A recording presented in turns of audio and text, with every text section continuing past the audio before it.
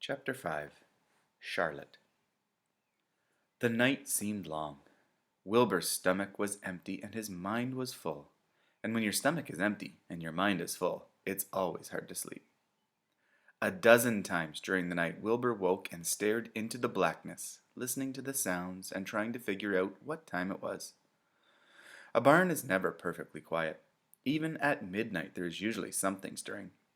The first time he woke, he heard Templeton gnawing a hole in the grain bin. Templeton's teeth scraped loudly against the wood and made quite a racket. That crazy rat, thought Wilbur. Why does he have to stay up all night grinding his clashers and destroying people's property? Why can't he go to sleep like any other decent animal? The second time Wilbur woke, he heard the goose turning on her nest and chuckling to herself. "What time is it?" whispered Wilbur to the goose. Probably about 11:30, said the goose. Why aren't you asleep, Wilbur? Too many things on my mind, said Wilbur. Well, said the goose, that's not my trouble. I have nothing at all on my mind, but I have too many things under my behind. Have you ever tried to sleep while sitting on 8 eggs? No, replied Wilbur. I suppose it is uncomfortable. How long does it take a goose egg to hatch? Approximately 30 days, all told, answered the goose. But I cheat a little. On warm afternoons, I just put a little straw over the eggs and I go out for a walk. Wilbur yawned and went back to sleep. In his dreams, he heard again the voice saying, I'll be a friend to you. Go to sleep. You'll see me in the morning. About half an hour before dawn, Wilbur woke and listened. The barn was still dark. The sheep lay motionless. Even the goose was quiet. Overhead, on the main floor, nothing stirred. The cows were resting, the horses dozed. Templeton had quit work and gone off somewhere on an errand. The only sound was a slight scraping noise from the rooftop, where the weather vanes swung back and forth. Wilbur loved the barn when it was like this, calm and quiet, waiting for light. Day is almost here, he thought. Through a small window, a faint gleam appeared. One by one, the stars went out. Wilbur could see the goose a few feet away. She sat with head tucked under her wing. Then he could see the sheep and the lambs. The sky lightened. Oh, beautiful day, it's here at last. Today I shall find my friend. Wilbur looked everywhere. He searched his pen thoroughly. He examined the window ledge, stared up at the ceiling, but saw nothing new. Finally, he decided he would have to speak up. He hated to break the lovely stillness of dawn by using his voice, but he couldn't think of any other way to locate the mysterious new friend who was nowhere to be seen. So Wilbur cleared his throat. Attention, please, he said in a loud, firm voice. Will the party who addressed me at bedtime last night kindly make himself or herself known by giving an appropriate sign or signal? Wilbur paused and listened. All the other animals lifted their heads and stared at him. Wilbur blushed, but he was determined to get in touch with his known friend. Attention, please, he said. I will repeat the message. Will the party who addressed me at bedtime last night kindly speak up? Please tell me where you are, if you are my friend. The sheep looked at each other in disgust. Stop your nonsense, Wilbur, said the oldest sheep. If you have a new friend here, you are probably disturbing the rest, and the quickest way to spoil a friendship is to wake somebody up in the morning before they're ready. How can you be sure your friend is an early riser? I beg everyone's pardon, whispered Wilbur. I didn't mean to be objectionable. He lay down meekly in the manure facing the door. He did not know it, but his friend was, and the old sheep was right. The friend was still asleep. Soon Lurvy appeared with slops for breakfast. Wilbur rushed out, ate everything in a hurry, and licked the trough. The sheep moved off down the lane, and the gander waddled along behind them pulling grass. And then, Just as Wilbur was settling down for his morning nap, he heard again the thin voice that had addressed him the night before. "Salutations," said the voice. Wilbur jumped to his feet. What?" he cried. "Salutations," repeated the voice. "What are they? And where are you?" screamed Wilbur. "Please, please tell me where you are, and what are salutations?" "Salutations are greetings," said the voice. "When I say salutations, it's just my fancy way of saying hello or good morning.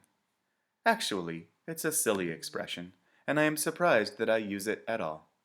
As for my whereabouts, that's easy. Look up here in the corner of the doorway. Here I am. Look, I am waving."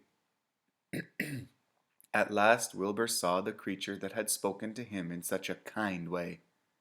Stretched across the upper part of the doorway was a big spider web, and hanging from the top of the web, head down, was a very large gray spider. She was about the size of a gumdrop. She had 8 legs, and she was waving one of them at Wilbur in friendly greeting. "See me now?" she asked. "Oh, yes," said Wilbur. "Yes, indeed. How are you? Good morning. Salutations. Very pleased to meet you. What's your name, please? May I have your name?" "My name," said the spider, "is Charlotte." "Charlotte what?" asked Wilbur eagerly.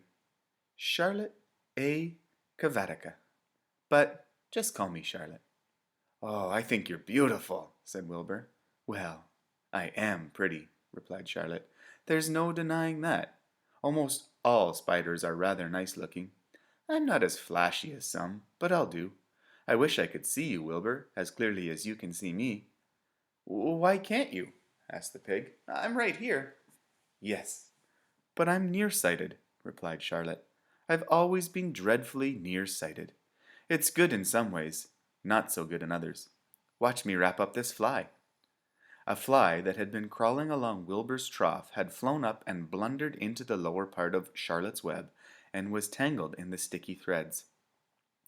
The fly was beating its wings furiously, trying to break loose and free itself. "First," said Charlotte, "I dive at him." She plunged head first towards the fly, as she dropped a tiny silken thread unwound from her rear end. "Next, I wrap him up." She grabbed the fly, threw a few jets of silk around it, and rolled it over and over, wrapping it so it couldn't move. Wilbur watched in horror. He could hardly believe what he was seeing, and although he detested flies, he was sorry for this one.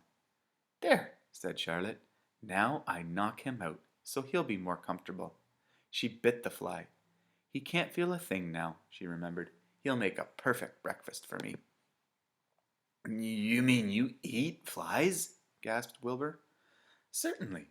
Flies, bugs, grasshoppers, choice beetles, moths, butterflies, tasty cockroaches, gnats, midges, daddy-long-legs, centipedes, mosquitoes, crickets, anything that is careless enough to get caught in my web. I have to live, don't I?" "Why, yeah, of course," said Wilbur. "Do they taste good?" "Delicious, of course. I don't really eat them. I drink them. I drink their blood. I love blood," said Charlotte, and her pleasant, thin voice grew even thinner and more pleasant. "Don't say that," groaned Wilbur. "Please don't say things like that." "Why not? It's true, and I have to say what is true. I am not entirely happy about my diet of flies and bugs, but it's the way I'm made. A spider has to pick up a living somehow or other, and I happen to be a trapper. I just naturally build a web and trap flies and other insects. My mother was a trapper before me. Her mother was a trapper before her. All our family have been trappers. Way back for thousands and thousands of years, we spiders have been laying for flies and bugs." "It's a miserable inheritance," said Wilbur gloomily. He was sad because his new friend was so bloodthirsty. "Yes, it is," agreed Charlotte, "but I can't help it. I don't know how the first spider in the early days of the world happened to think up this fancy idea of spinning a web, but she did, and it was clever of her too. And since then, all of us spiders have had have had to work the same trick. It's not a bad pitch, on the whole." It's cruel, replied Wilbur, who did not intend to be argued out of his position. Well, you can't talk, said Wilbur. You have your meals brought to you in a pail. Nobody feeds me. I have to get my own living. I live by my wits. I have to be sharp and clever, or I'll go hungry. I have to think things out, catch what I can, take what comes. And it just so happens, my friend, that what comes is flies and insects and bugs. And furthermore, said Charlotte, shaking one of her legs, do you realize that if I didn't catch bugs and eat them, bugs would increase and multiply and get so numerous that they'd destroy the earth? They'd wipe out everything. Really? Said Wilbur. I wouldn't want that to happen. Perhaps your web is a good thing after all. The goose had been listening to the conversation and chuckling to herself. There are a lot of things Wilbur doesn't know about life, she thought. He really is a very innocent little pig. He doesn't even know what's going to happen to him around Christmas time. He has no idea that Mr. Zuckerman and Lurvy are plotting to kill him.